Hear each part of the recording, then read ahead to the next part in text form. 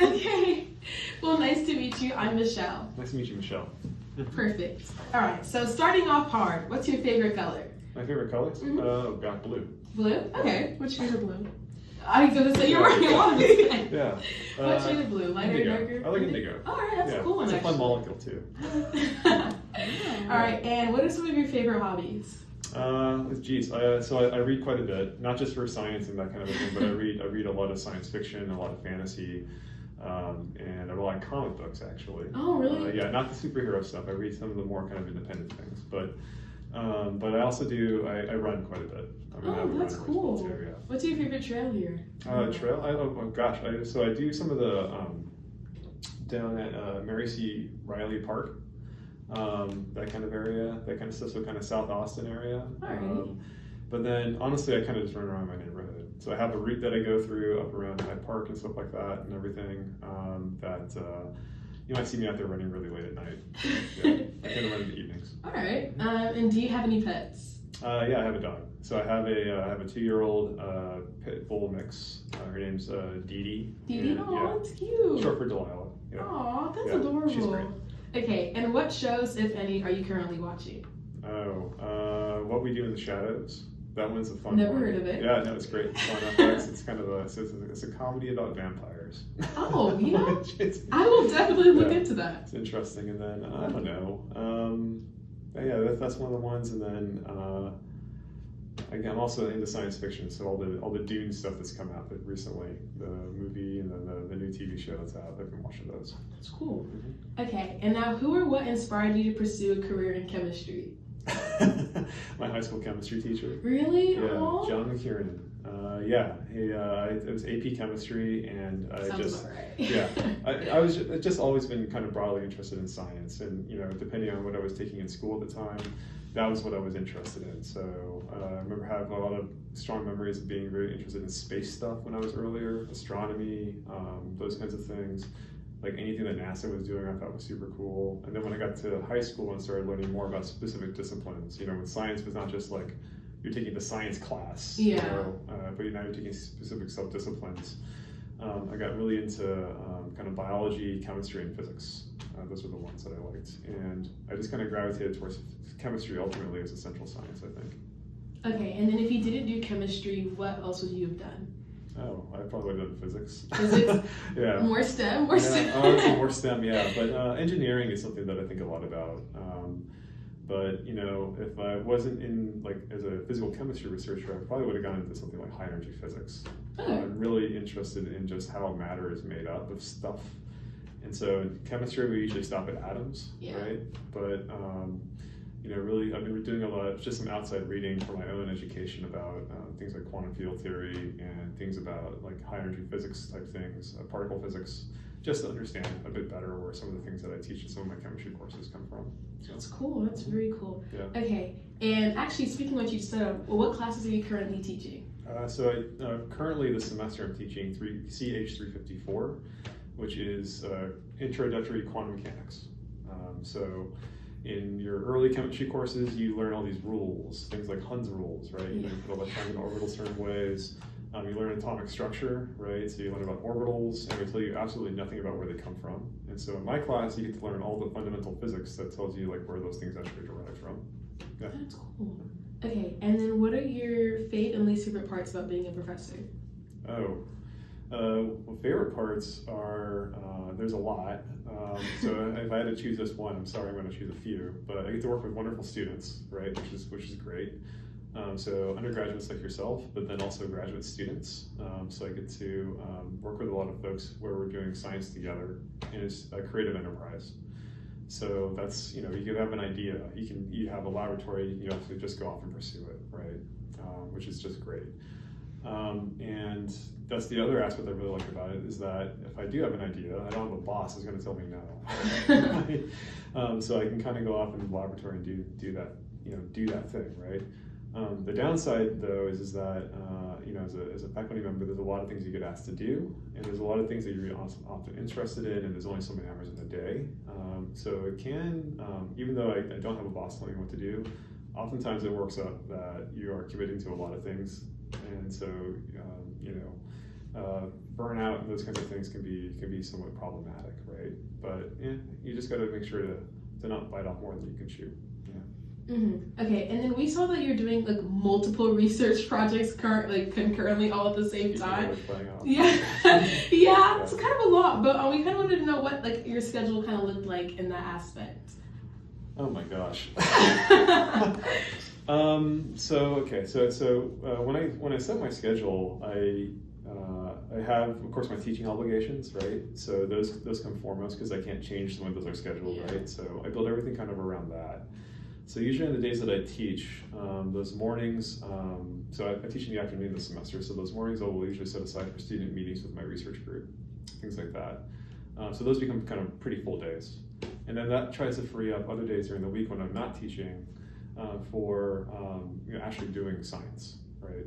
Actually doing the research work. And so I have this semester one day out of the week where I basically usually work from home.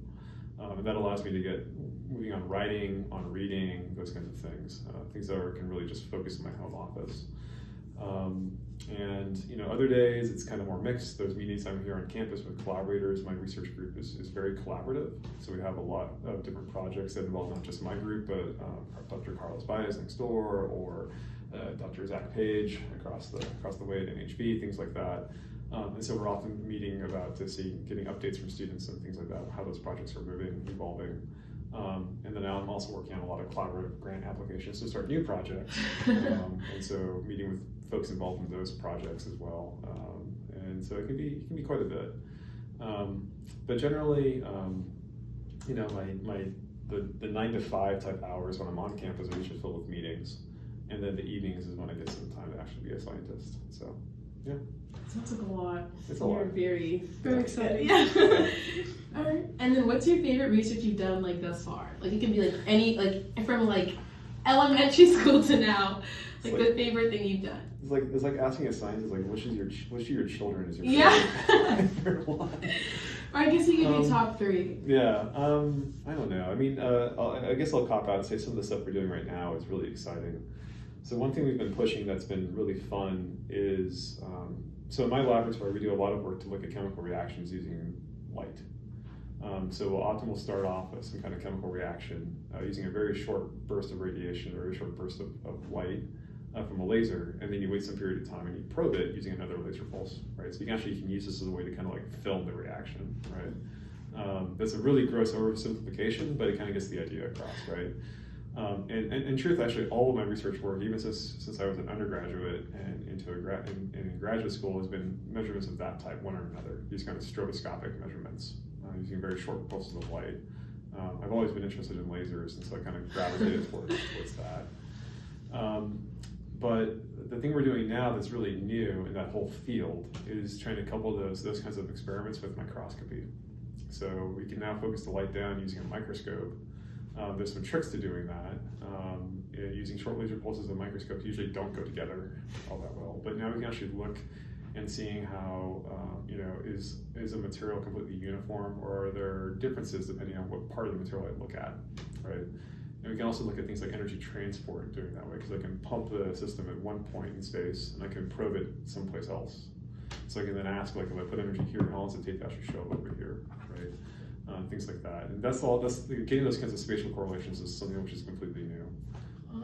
And so it's been really fun to build those pieces up, because there's some, doing those experiments are non-trivial. How you do the imaging is non-trivial. Thinking about new ways to get around experimental challenges and hurdles is really fun. And then once you figure all that out, you can then look at a whole range of different compounds. So we do a lot of work looking at materials that are useful for solar energy conversion. And so we can actually then look at like how electrons move in those materials, which is really fun.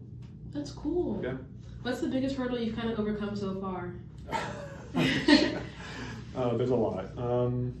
I don't know. I think just getting the microscope built the first time. We've got 2 of them built now. One that was whose design was kind of informed by the first one that we built, and that first one that we built was designed using a 20-year-old laser system that I inherited. Wow. And and a bunch of like cobbled together parts that we found. So really figuring out how to move something that you kind of put together with like random Lego pieces, it's kind of the equivalent of that, into something which is now kind of a really nice streamlined instrument. I think that was a multi-year thing.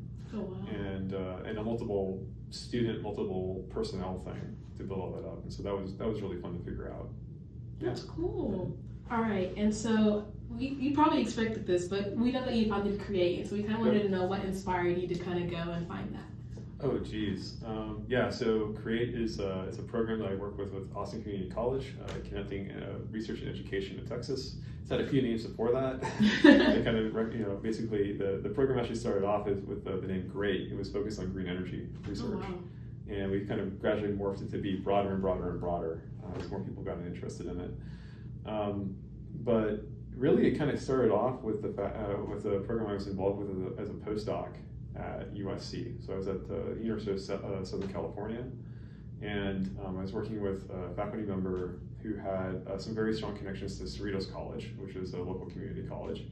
I'm from the LA area, actually. I know Cerritos College because it was in kind of my backyard. Oh, wow. Yeah, so I was really excited to actually be able to go off and work with students from Cerritos, because they were also students who were close, they were basically from the area that I grew up in, right?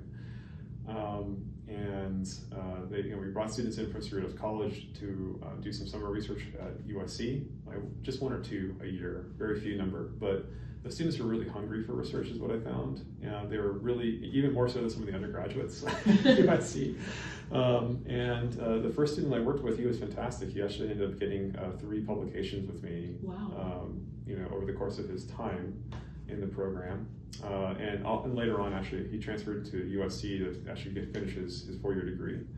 And then went off to go do a PhD, and now he's got a job working for a company in optics. That just showed me that there's a lot of hunger out there in kind of the community college system for having stronger ties to 4-year universities. And so when I came here to Austin, I started looking at Austin Community College to see if there might be some similar partnership I could build. And then I realized ACC is huge, how gigantic it is. It's the 6th largest community college system in the United States. Wow. Yeah. That's huge. It's actually, its student enrollment actually is bigger than UT's. That's part-time and full-time students, right? But that's good to know. yeah, but it's huge. And so, and then I found a really great faculty member at ACC with whom I could work with, Dr. Shauna Morde. And she's been just instrumental in getting people into research programs here at UT. So we've expanded out we started off just bringing students in for summer internships, so now we've got a whole suite of things we do that have really grown over time, where we do seminars at ACC, so faculty from UT go over there and they talk about our science. We do poster sessions where students who have been in the program before get a chance to share their work with other students who might be interested in it. And we actually now have a new class we created that's modeled on the FRI program here at UT at ACC. So we don't do it with first-year students, we do it with second-year students. We need them to be a little bit further along. But just like you do in FRI, where you research a problem together as a class, students in this class we created at ACC basically do organic synthesis as a class. And so they explore new routes for making molecules that just haven't been made before. That is really cool. Yeah, it's really fun.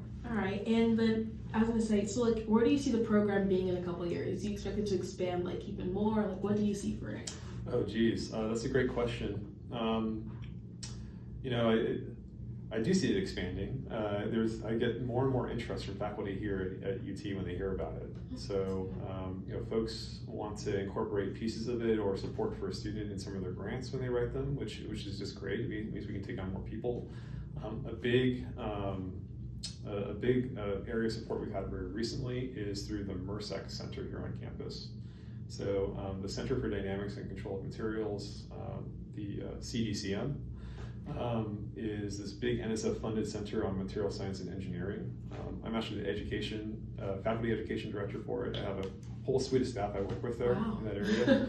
One thing we've done through that program is when Create was created, it was really focused in chemistry. But the MERSEC Center is focused on many, many different disciplines. So there's faculty in that center who are in mechanical engineering, physics, and electrical engineering, chemical engineering, and biomolecular sciences, all those kinds of different areas that are represented. And now we're partnering with the MRSEC to basically expand the scope of CREATE. So about half the students in CREATE now are supported through the MRSEC, and which also gives them the opportunity to do research in laboratories outside of chemistry, right, in some new ways. And so it's been expanding through that, and I kind of see it really spreading to all these different areas of STEM, because anybody I talk to, they're like, that's a great idea. Let's get on board with it. So that's amazing. And also, a couple few questions. Why did you choose Texas? Like, why UT? You know, well, you said you've been to a lot of different places, so why here? Yeah. Well, I mean, applying for faculty jobs is a challenging business.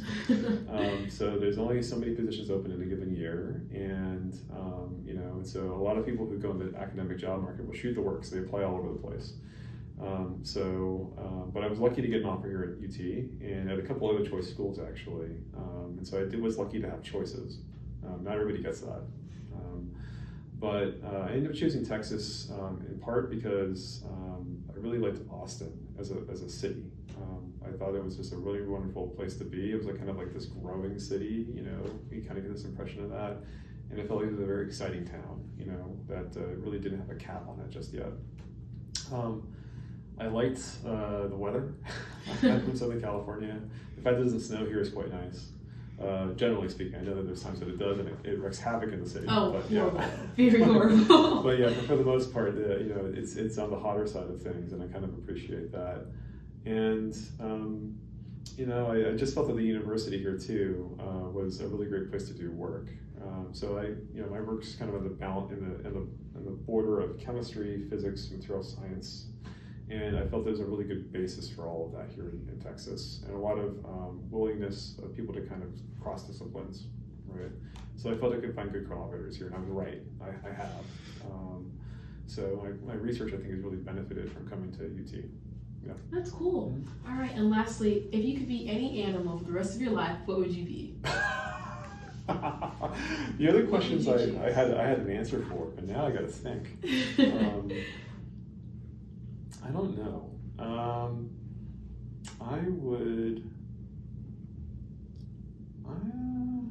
I would probably be some kind of, I don't know, probably some kind of deep sea creature.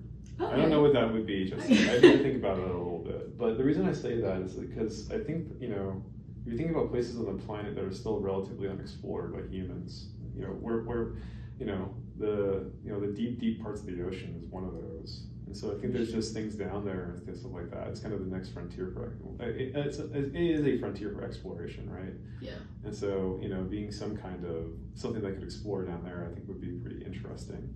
You know, it kind of gets at my thing. I mentioned being interested in space, right? Yeah. When I was a kid, part of that was the exploration aspect of it. You know, going to some place nobody else has ever gone before.